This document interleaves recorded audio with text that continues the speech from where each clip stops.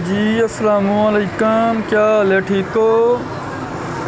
अच्छा, आज हम लगाने लगे हैं मीटर के अंदर गियर चेंज करने वाली लाइट।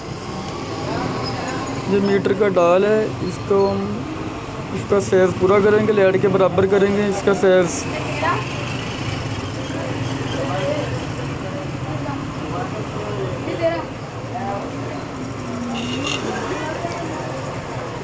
ये देखें, अब रेती की मदद से इसको हम बराबर करेंगे।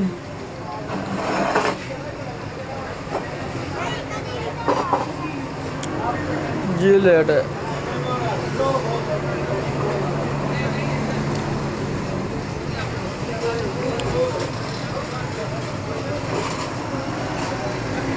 ये लाइट आपने ऐसे लगा के थोड़ी थोड़ी एलफी डाल देनी है। एलफी ऐसे बिल्कुल थोड़ी थोड़ी।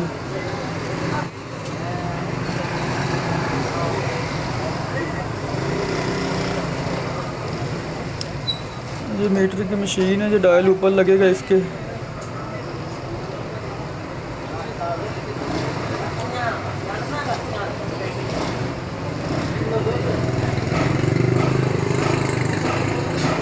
मुकम्मल वीडियो देखें।